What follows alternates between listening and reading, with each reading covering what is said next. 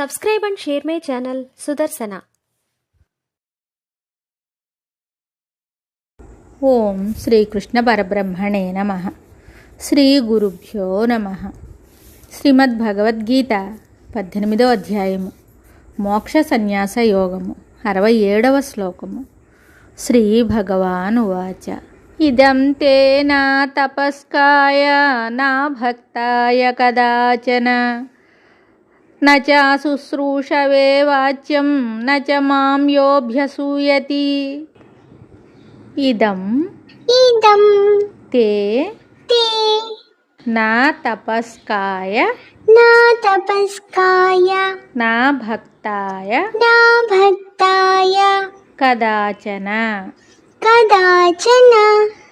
న చ శుశ్రూషవే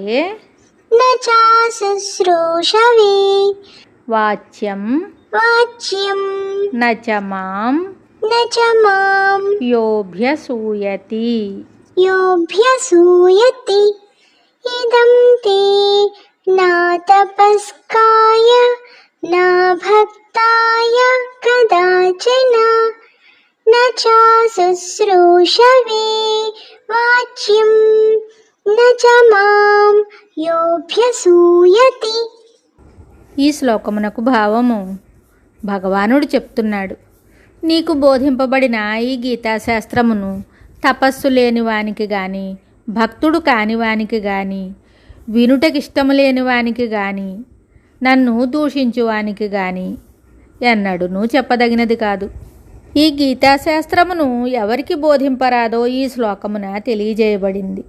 ఎలా అనగా, అతి పవిత్రమైన ఈ బోధ అపాత్రునకు అనర్హునకు వసగుట ద్వారా నిరుపయోగము కారాదు.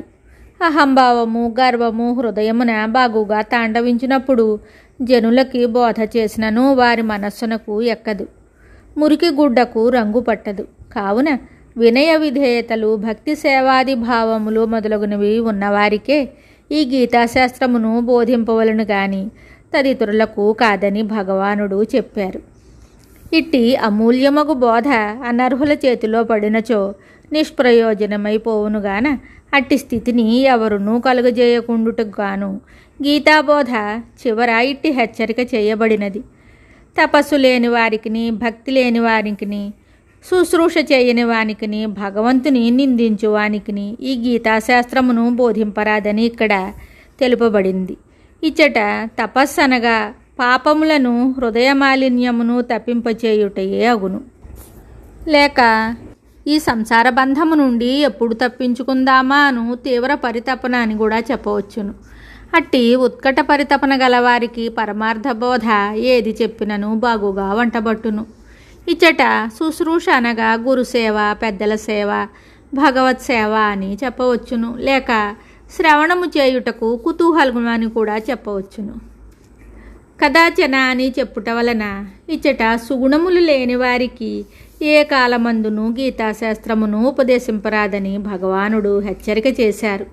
వారెంతటి వారైనను సరియే, లోకదృష్టిలో ఎంతటి గొప్పవారైనను సరియే, అవి కలవారికో వారెంతటి నీచ జాతి అందున్నను విద్యావిహీనులైనను సరే తప్పక ఉపదేశింపవచ్చునని భావము.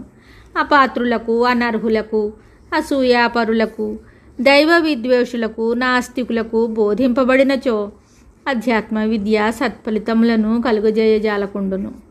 కావున యోగ్యులకే దానిని ఉపదేశింపవలేను. ఇచ్చట గీతాశాస్త్ర శ్రవణమునకు పఠన పాఠములకు భక్త్యాది సద్గుణముల యొక్క ఏ ఆవశ్యకత చెప్పబడింది కానీ తదితరము కాదని బాగుగా గమనించదగిన విషయము. మరి ఒక శ్లోకంతో మళ్ళీ కలుద్దాం. శుభం. Subscribe and share my channel Sudarsana.